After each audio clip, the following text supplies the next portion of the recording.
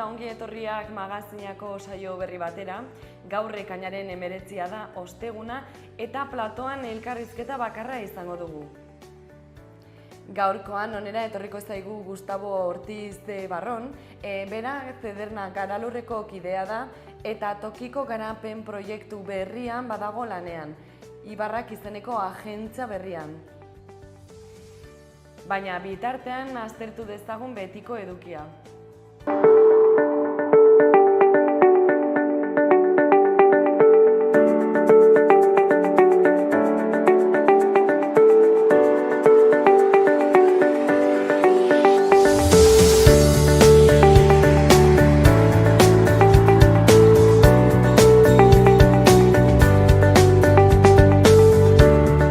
Ekainaren 19 da, ikus ditzagun gaurko egunaren efemerideak zeintzuk diren.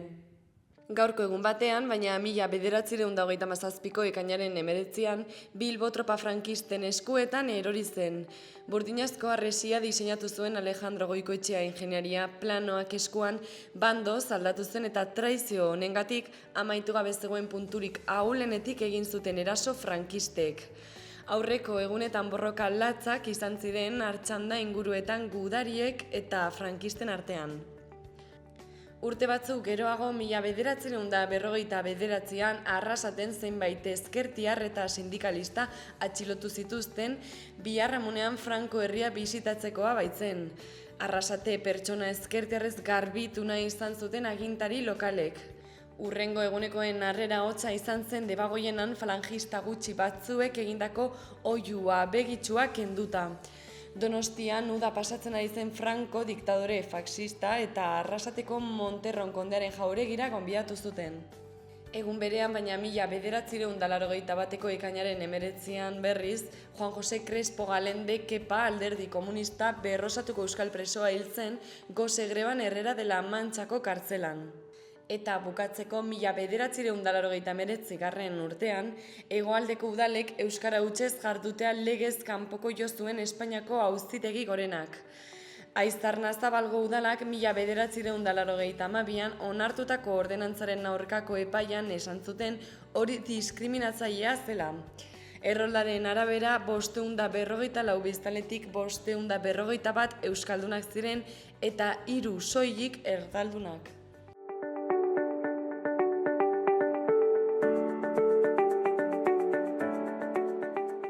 Pasatu dezagun orain asteburu honetarako dugun agenda. Ostegunean ekainaren 19an Oko Andre Maria plazan iluntzeko 8 kantu eta hitz programazioaren baitan Xendra taldeak joko du. Xendra taldea uharten sortutako egitasmoa da. Egunerokotasunean musika konposatu eta elkarrekin jotzea gustuko duten 6 gaztek osatutako sorkuntza proiektua. Bihar ekainaren 20a ostirala, arratsaldeko 7 txupinazoak hasiera emanen die Donibaneko jaiei. Eta bihartik aurrera, ekainaren 20tik 22ra, Lumak Travesti Fest ospatuko da Burlatan.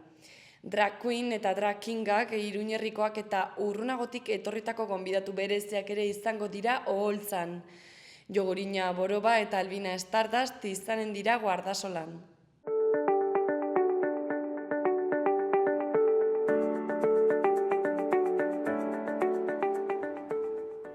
Eta orain, aztertu ditzagun egunkarien azalek zer dioten.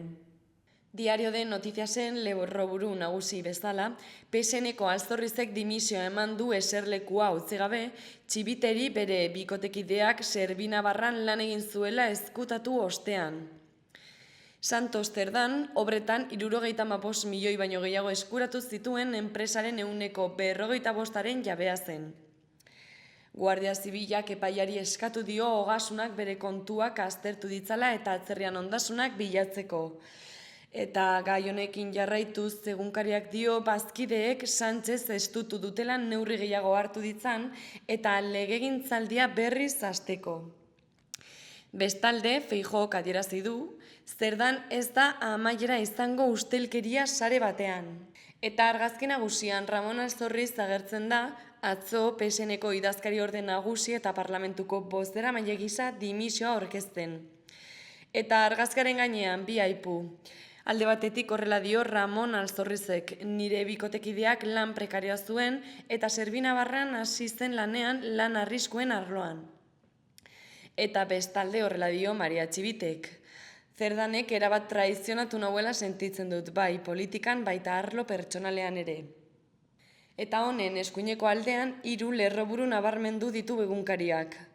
Alde batetik, Nafarroako gobernua akusazio gisa auzipetuko da Auzitegi Gorenean koldo auzia dela eta. Bestalde UPNek eta PPek dimititzeko eskatu diote Txibiteri, kakotxen artean, Zerdanen enpresari, obrak esleitu baizitzaizkion. Eta bukatzeko azpian 4 lerroburu grisez azpimarratuta azaltzen dira. Alde batetik, 2022an Legardan erretako 22 hektarea dagoeneko birpopulatuta daude. Bestalde, Jose Julián Uarte Lazaro magistratua, Nafarroako Justizia Auzitegi Nagusiko presidente berria. Hurrengoa, polizia gehiago kalean eta alerta botoia bilabesetan aurtengo San Ferminetan. Eta azkena, Nafarroak Elizako abusu kasuen 31 biktima aitortu ditu dagoeneko. Diario de Navarra egunkarian, titularrean, Alzorrizek dimisioa eman du. Bere bikotekideak 3 urtez lan egin zuen Azpilokoan funtsezkoa den enpresan. PSNeko bigarrena Txibiteren eskuineko eskua zen. Eta gai honekin jarraituz azpian, PSNeko kargua eta bozeramailetza utzi ditu, baina ez eserlekua. Bestalde, Ibarrolak dimisioa eskatu dio Txibiteri eta bere aipua, ez dago aitzakia gehiagorik. Editorialean, Alzorriz eta Zerdanekin ez da krisia bukatzen. Eta bukatzeko presidenteak dio, Belateri buruz ez zuela Zerdanekin hitz egin. Eta nabarmendutako lerroburu guzti hauen azpian, argazki nagusian, Ramon Alzorriz agertzen da, atzoko prentsaurrekoan bere dimisioa aurkezten. Eta aipuan nabarmendu du egunkariak. Maria Txibiteren konfiantza galdu dut eta horregatik dimititzen dut. Honekin jarraituz argazkiaren azpian egunkariak nabarmendu du Guardia Zibilak jakin duela Zerdanek Zerbinabarren 145 eskuratu zuela. Eta honen ondoan, Santos Zerdanen argazki txiki bat jarri du egunkariak. Goiko aldera itzuliz, kolorez azpimarratutako 3 lerroburu aurkitzen ditugu. Alde batetik, nola iritsi larrialdietara Iruñean? Hurrengoa, Legarda suten ondoren berpiztu da. Eta bukatzeko, Zizurreko irakasle batek grabatutako 41 biktima identifikatu dira. Gararen titular nagusian Euskal Indarrak Sánchezen aurrean posizionatu dira aurrera egiteko. Azpian letra txikiagoarekin, PSN-ari buruz, Alzorriz Txibiteren konfiantza galdu eta dimisioa eman du. Argazki nagusian Mertxe Aizpuruak eta Gorka Elejaberrietak EH Bilduren irakurketa eta jarrera helarazi zioten Espainiako gobernuko presidenteari. Ezkerreko aldean editorialak honela dio. Amiantoaren funtsa berandu baina beharrezkoa. Amiantoaren biktimentzako konpentsazioak arautzen dituen errege dekretua onartzea, EH Bilduk duela 3 urte PSOErekin eta Unidas Podemosekin adostutako funtsa desblokeatuko duena, albiste handia da urteetan mineral horrekin pozoitutako pertsonentzat. Bestalde, argazkaren azpian, nazioarteko zigorra auzitegiko epaioi batek salatu du Israelek Gazako bizia suntsitu nahi duela. Eta ondoan, ezkerraldean, jala Nafarroa Palestinarekin elkarteko kidea den Isa Egigurenen aipuan nabarmendu du egunkariak. Haiek ez ahazteko eta Palestina hitz egiten jarraitzeko eskatu digute. Bukatzeko, Laurent Perginak idatzitako artikuluaren lerroburuak horrela dio. Erregimen aldaketaren amua ez du irensten Irango oposizioak. Berria egunkariaren titular nagusian hau irakurri dezakegu. Zerdanen auziak larritu egin du PSN-eren egoera. Alzorrizek dimisioa eman du. PSN-eren idazkari ordeak jakinarazi du bere bikotekideak Zerbinabarren lan egin zuela eta Guardia Zibilaren arabera Santos Zerdan zen enpresaren 45%aren jabea. EH Bildu eta EAJ Sánchezekin elkartu dira eta neurri irmoak eta gardentasuna eskatu dizkiote. Beherago Pradalesen argazki batek lagunduta horrela dio lerroburuak. Urtebete Bizkarrean, Pradalesek aldaketa bat irudikatu du agintzeko ereduan, baina sakoneko gatazkak piztuak ditu oraindik. Honen eskuineko aldean irakasle baten argazkia dugu atzoko prentsaurrekoan Baionan. Irakasleak kartel bat heltzen du eskutan eta horrela dio. Ahozko handian euskaraz, basoa euskaraz. Eta lerroburuak horrela dio. Irakasleek bermatuko dute euskara basoan. Izan ere, Frantzako estatuak ukatzen duena 3 sareetako irakasleek bermatuko diete irakaslei aurten ere. Irakasle baten aipua, baliabideak badira gizartean badan nahikaria, administrazioaren esku da orain erabakia hartzea. Gure ekintzak erakusten du praktikan posible dela. Honen azpian Iñaki Artola Baikoko pilotariaren aipua nabarmendu du Berria egunkariak. Horixe izan nahi dut nik, txapela irabaztea merezi duen pilotaria. Hurrengo lerroburuak dio, auzitegiek behin betiko itxi diotela bidea Arabako mahastiak sor markari. Eta beheko aldean daudenen artean, azkena, Ali Kamenei Irango lider gorenaren aipua.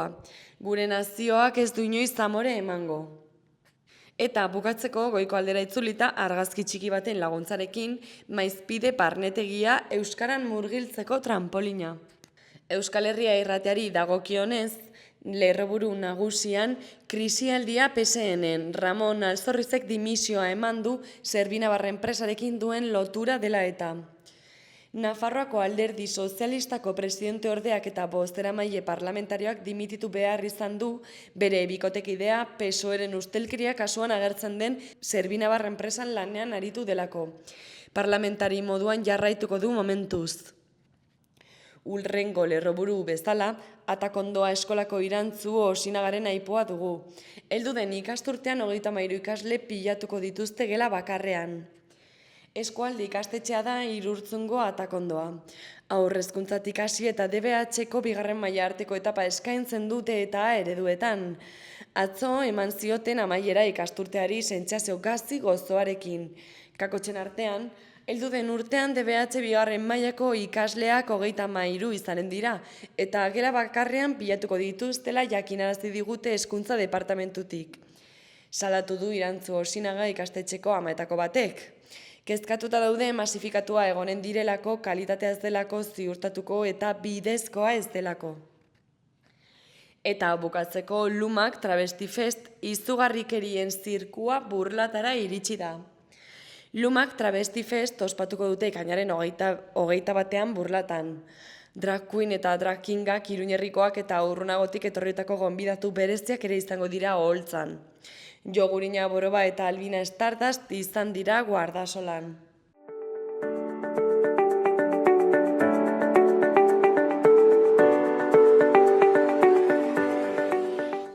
Gaurko eta biharko eguraldiaren iragarpena ikusiko dugu orain. Gaur beroa izango da berriz ere protagonista, baina arratsaldean aldaketa batzuk espero ditugu.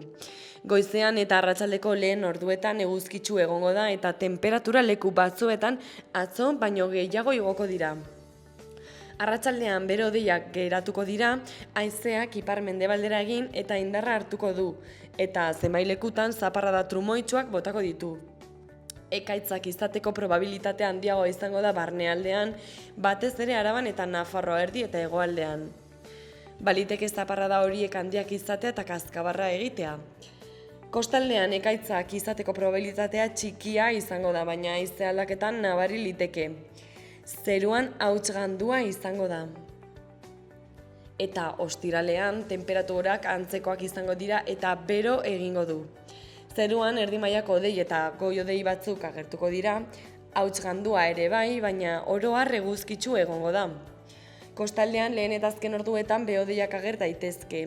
Haize ahul eta aldakorra ibiliko da arratsaldean brisa, kostaldean brisa goizean sartuko da eta eguerditik aurrera barnealdera ere helduko da. Arratsaldean bero-hodei batzuk agertuko dira, baina zaparrada trumoitsuak izateko probabilitatea nahiko baxua izanen da.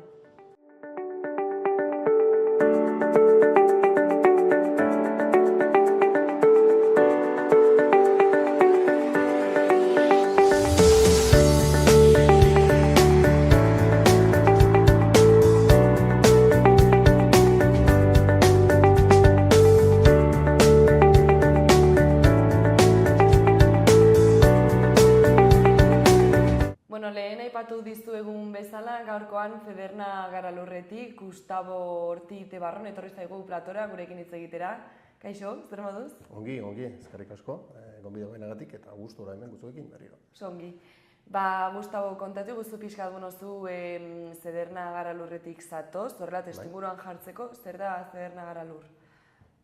Bueno, testuingurua aipatu duzu eta pixka bat kontestu hori egiteko, utziazu pixka bat aurrekari bat aipatzea nola sortzen den Zederna Garalur eta Zederna Garalur bezalako beste talde batzuk Nafarroan, bale? Orain dela 40 urte pasata, Espainiako estatua sartzen denean Europako ekonomia erkidegoan, gaur egun Europar Batasuna dena, hor sartzen denean sortzen dira funtsa batzuk, dirutza funtsa batzuk babesteko eta laguntzeko landa garapenean, batez be landa garapenean, eta politika horiek eta funtsa horiek FEADER funtsak dira eta sortzen dira programa batzuk lider izenekoak, eta nolabait ere lurraldean bertan gauzatzeko eta bideratzeko administrazio nagusiak behar zituen tokian tokiko bitartekariak eta lantaldeak nolabait ere. Eta holan sortu ziren erkidego guztietan, bai Espainia mailan, baina esango nuke Europa mailan, sortu ziren tokiko ekintza taldeak, erderaz esaten da grupos de acción local, euskeraz tokiko ekintza taldeak, eta Nafarroan 4 sortu ziren. Nafarroa zatitu zen 4 lurraldetan, nolabait ere Erribera, Lizarraldea, Zona Media, erdialdekoa, eta Iruñetik gorantz, iparralderantz, hor sortu zen marra bat, eta sortu zen beste lurralde nagusi bat, 5.000 kilometro karratukoa, gaur egun 80.000 biztanlekoa, Zederna Garalurrek agentzia, tokiko ekintza talde horrek hartzen duena. Pentsatu behar dugu, 5.000 kilometro karratu, horiek dira Araba eta Gipuzkoa batera. Hortzen bizi dira 1 milioi bat biztanle, eta gurean 80.000 biztanle. Baina da, landa eremukoa. Gu beti aipatzen dugu, eta esan duzun, tokiko garapen agentea naiztela, egia da, baina beti tokiko garapen aipatzen dugunean, esaten dugu landa garapen kontuetan gabiltzala. Orduan, sortu ziren olako taldeak, lurralde horiek gestionatzeko, Europako funtsa gestionatzeko, Europako programak gestionatzeko, gero baita ere, erkidego bakoitzeko politikak edo Europatik etorriak nola kudeatzen ziren ere laguntzeko, eta hor sortu zen esan bezala Zederna Garalur. Zederna Garalur gaur egun da elkarte bat, neurri handi batean Nafarroko iparraldeko udalek osatzen dutena, baino bestaldetik ere alde pribatua ere sartuta dago, elkarte sektorialekin, turismo arlokoak, lehenengo sektore aldekoak, eta hainbat elkarte pribatu, baina nolabait ere udalek bultzatzen dituzte olako iniziatibak eta olako taldea bultzatzen. Zederna Garalur da elkarte bat, mistoa, landa garapena lantzen duena, Nafarroko iparraldean. Eta landa garapena aurrera emateko, zuk aipatu duzun bezala, agentzia ezberdinak ditu Zederna Garalurrek, ez da, zeintzuk dira agentzia horiek? Bai, berez aipatu beharra, esan dut lehen 5.000 kilometro karratu direla, da kriston lurraldea, esan dut Gipuzkoa eta Araba batera bezalakoa. Orduan, gure kasuan, lurralde hori zatituta dago ere. Sortu dira 8 komarka desberdin, eta komarka bakoitzeko dago tokiko garapen agente bat. Hori da pixka bat, esango nuke ikusten den pertsona, baina atzetikan Zedernak badauka lantalde propio bat, hainbat teknikariekin, hainbat arlotan adituak direnak, laguntzen dutenak komarka horietan bideratzen diren proiektuetan, eta nolabait ere laguntza ematen diotenak garapen agente horreri. Orduan gaur egun ja Zedernak baditu 9 komarka, baina orain dela hilabete batera arte ziren 8. Orain sortu da agentzia berri bat, komarka berri bat esan genezake, eta hortzen dago ni, orain dela hilabete bat lanean. Bai, eta berri hori ibarraktu izena, ez da orain laizteritze egingo dugu horri buruz, baina lehenago horrela zalantza batzuk argitzeko, adibidez, zuk aipatu zuez, orain arte 8 zirela, 8 agente ezberdin eta gero Zederna Garalurren taldea atzetik. Nola lan egiten du Zedernak, ez? Nola ematen da elkar lan hori? Zedernak horretan badituen bat zeregin eta bat afera.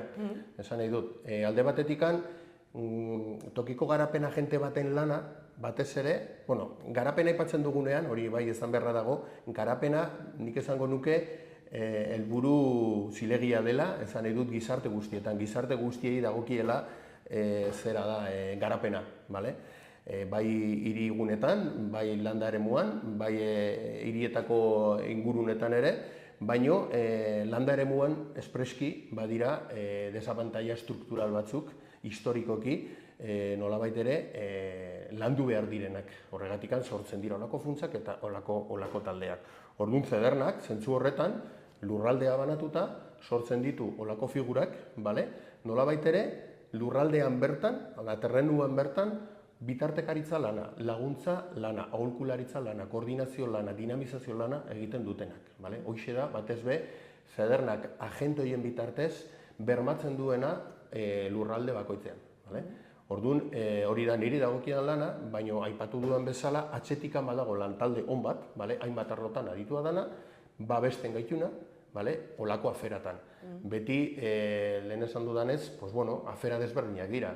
Alde batetikan programa edo Europako politikak edatzeko laguntzea, beste aldetikan ere diru laguntzak ere, porque sortzen dira bai Europatik, bai Nafarroko gobernotikan sortzen dira, hainbat diru laguntza ere horretan laguntzen diegu tokian tokiko eragilei. Eta tokian tokiko eragileak aipatzen ditudanean, bai, esan beharra dago, alde batetikan bertako udalei laguntza ematen diegula, hau da, alde publikoari laguntzen diogula, baina bestaldetikan herritarrei ere laguntza ematen diegu. Sortzen dira batzutan, ekintzaileak, negozioak sustatzeko iniziatiba, horretan gu gaude laguntzeko pres, beti, eta gero bestaldetikan ere lurraldean bertan donden enpresei ere laguntza ematen diegu. Demagun enpresa batek berritu nahi duela, ez dakit ze ekipamendu edo demagun indartu nahi dutela euren negozioa, horretan ere lan egiten dugu Zedernatik. Eta, lehen aipatugun bezala, orain Ibarrak agentzia berria sortzen da, zer da Ibarrak? Esan bezala, hori lurralde zabal horretan, Nafarroko iparraldeko lurralde zabal horretan, 8 komarka ziren nahiko ongi finkatuta, nahiko ongi markatuta, baina bazegon zonalde bat, nolabait ere Iruñerriko mendebaldean zegona, olako zerbitzu egonkorrik izan ez duena. Batez be, Etxauribarreko udaletan, Goñi Oiaranen, zonalde horretan bai puntualki Zedernarekin lan egin dutela, akordio zehatzak egon dira edo iniziatiba konkretu batzuk egon direla, baina hain arte ez da egon nolabait ere estruktura egonkor bat, agentzia propio bat horretan aritzeko. Udalak, motibo desberdinegatik, udal horiek ez ziren sartuta Zedernan bertan, eta azken urtetan bai baloratu egin dutela, pentsatu behar da haien txikitasunean. Oso udal txikiak dira, 200, 300, 100 biztanleko udalak, horiek ez dituzte ez baliabide teknikorik, ez ekonomikorik, ez giza baliabiderik horretan lan egiteko, eta hortzen dauden pertsonak euren neurrian, alik eta gehien ari dira lantzen, baina ez dira iristen askotan administrazio eta publiko gestioaren eremutara iristen. Ez dute kapazitaterik, ez dute gaitasunik, baina txikitasun horregatikan ez da. Orduan,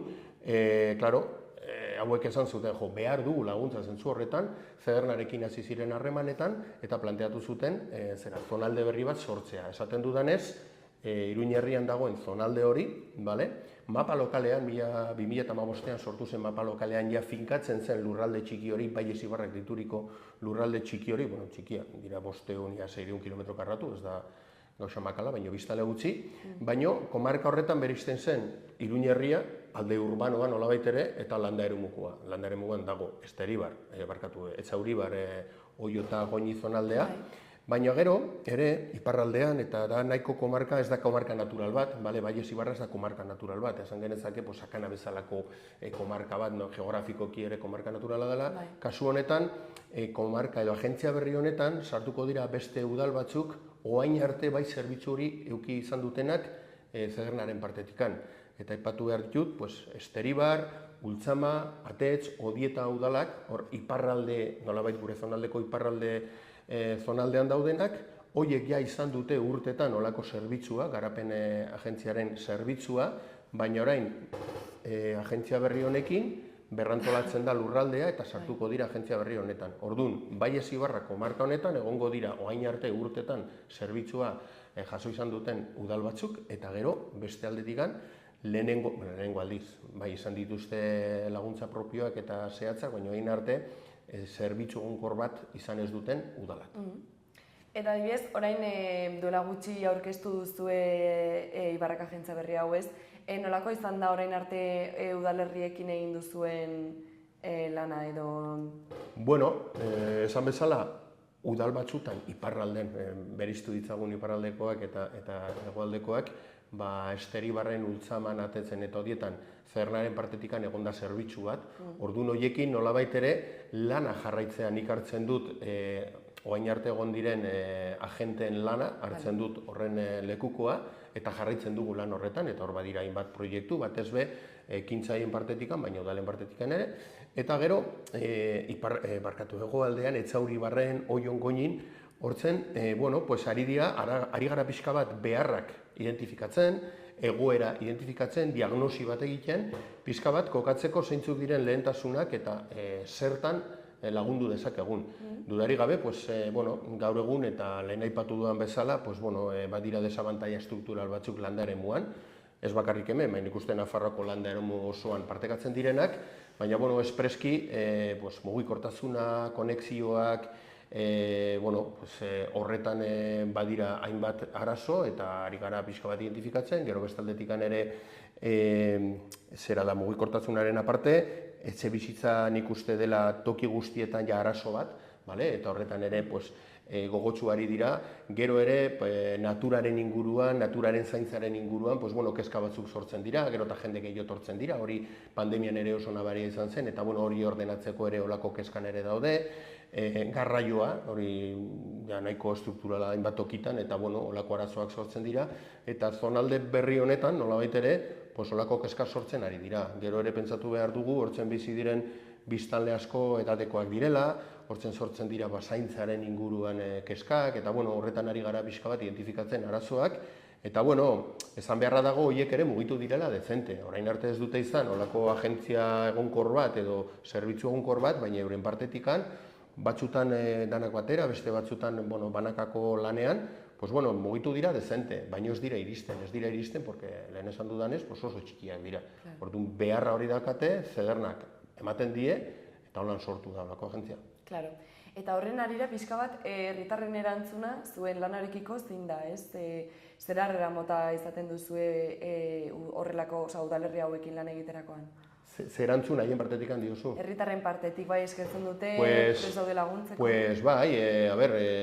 Esan dudanez, iparralden hor nola duten ja zerbitzu hori urte askotan zehar izan duten, ezagutza dago, jendeak ditzen du, udalakin ere ari gare gauza batzuk identifikatzen eta jairaganean ziren proiektu batzuk bultzatzen, egia da, nola sortzen diren funtsa berriak, programa berriak, horretan ari gaude, haien interesen arabera nola sartu gaitezken, eta zonalde berrian, Etxauribarren, Oion eta Goñin, nolabait ere, ari gara zabaltzen, gure eskaintza, udalek dudari gabe badakite, haiek sustatu egin duten nolabait ere agentzia berri hau, baino ekintzaien artean, ari gara komunikazio lan bat egiten, jendeak ezagutu dezan, eta behar bada, egun hauetan ari naiz jasotzen ja iniziatiba batzuk, eta hurbiltzen dira, horretarako sortu dugu ja sistema erreserbak egiteko, hitzordua eskatzeko sistema bat, eta zabaldu dugu orain dela gutxi, eta ja jaso ditugu ja erreserba batzuk, eta dei batzuk,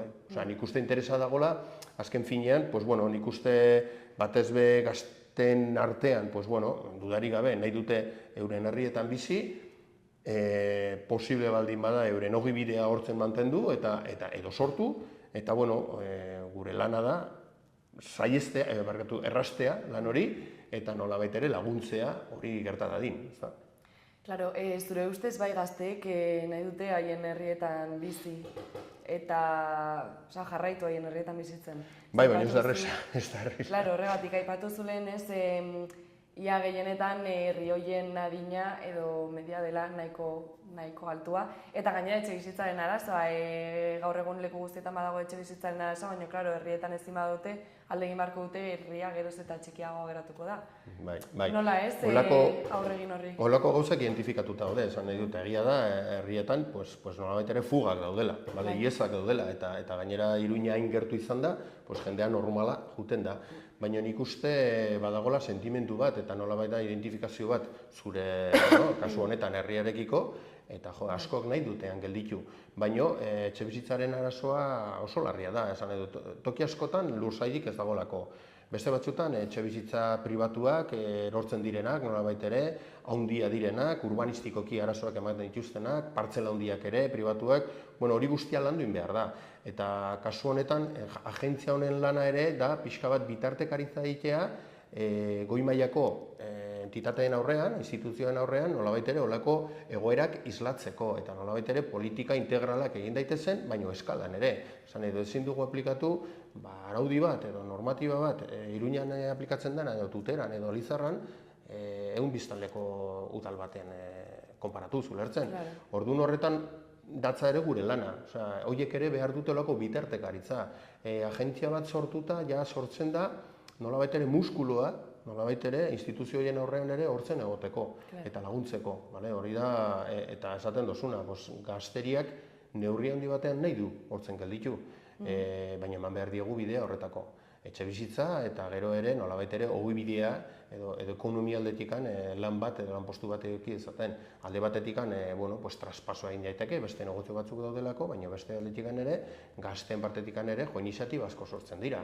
Eta gaur egun dauzkagun teknologiakin eta hainbat gauzekin herrian bertan egin daiteke lan. Orduan hori da sustatu behar duguna nolabait. Baina arazo dezente daude eta horregatik askotan begiratzen dugu goi mailako instituzioetara, holako politikak eta egia da, lantzen ari da, baina gauza batzuk ez dira iristen.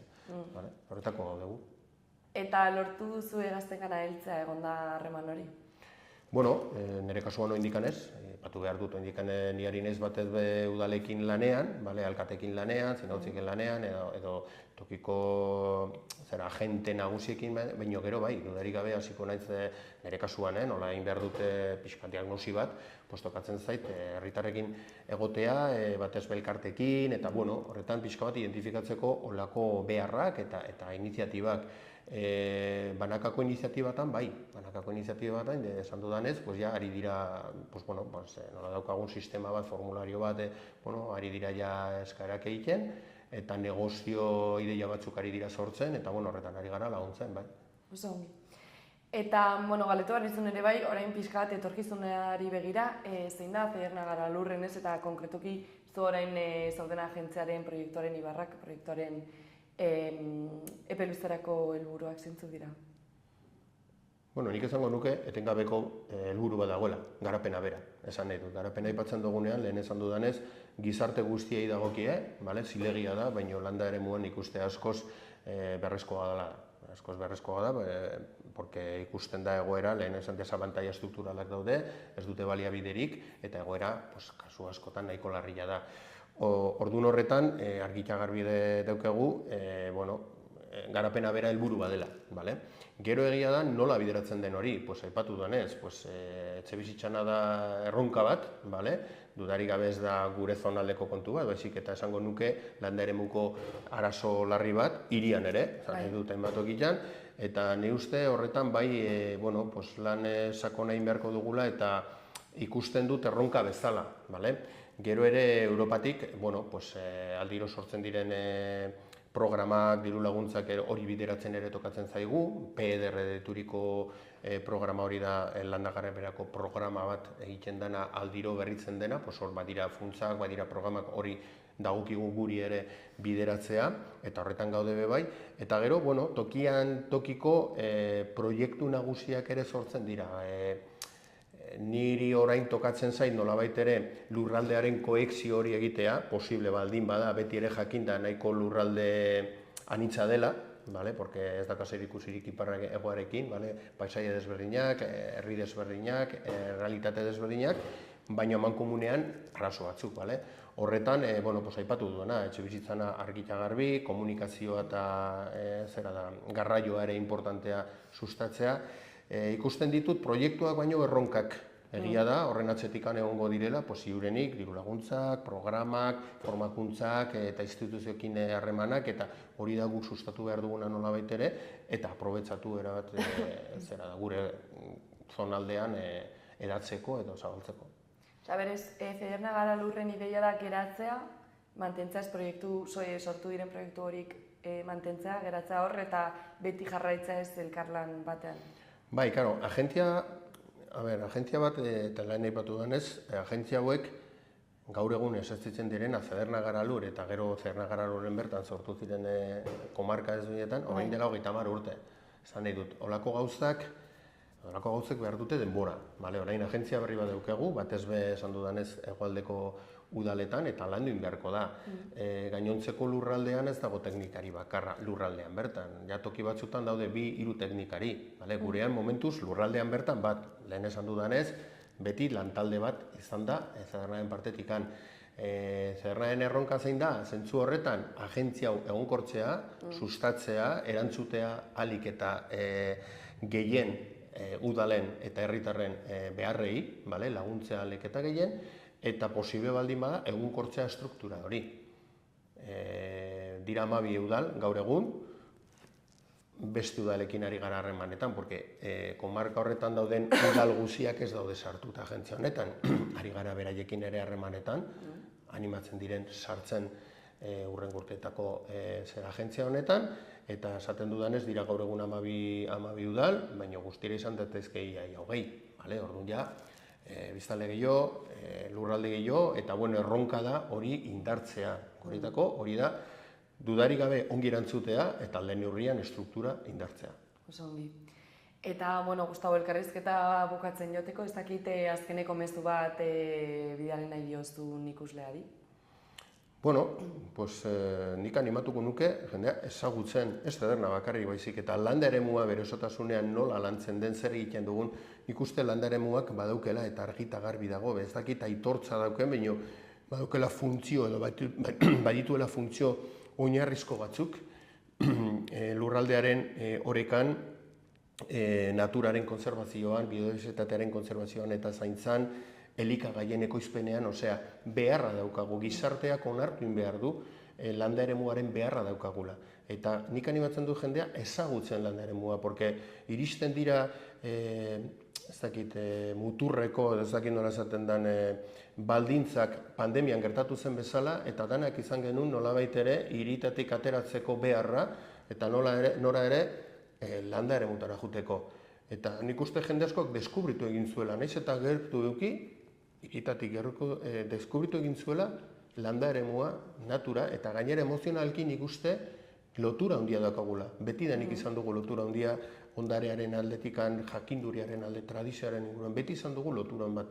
Orduan, nik animatzen du jendea euren inguruan dagoen landa eremua ezagutzen, Nafarroa ezagutzen, porque askotan finkatzen gara hirietan, gure normalmente, porque jende gehiena bizi da hirietan, finkatzen gara horretan, eta gogoratzen dut, nola aste artean egin genuenean aurkezpena, alkate batek hitz egin zuen, Etxaurikoak, zonaldeko udalen izenean, eta aipatu zuen, eta egia da, badagoela pixka bat, eta agian izan daiteke, logikoa, baina urbanozentrismo bat, orduan, dana finkatzen da hirietan, baina beti ere, aitortu behar dugu, landa eremuaren beharra daukagula. Orduan, nik animatzen du jendea ezagutzen landa eremuan dauden eragileak, landa eremuan dauden herritarrak, baina beti ere errespetuz dudarik gabe, beti ere jakinda, mantendu behar dugula, gizartearen erantzukizuna dela hori mantentzea, eta esan bezala, hori, errespetatu dezaten, baina ezagutu dezaten eta disfrutatu dezaten.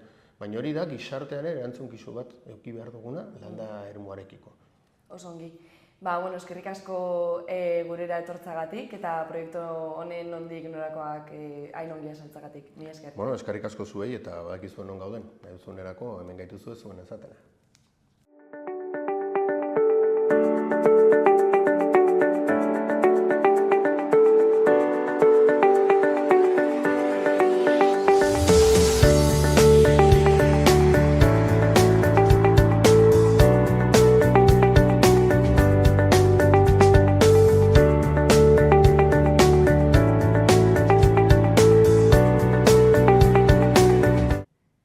izan da guztiak gaurkoz, eskerrik asko zuen arretagatik eta bihar arte. Gobierno de Navarra. Nafarroako gobernua.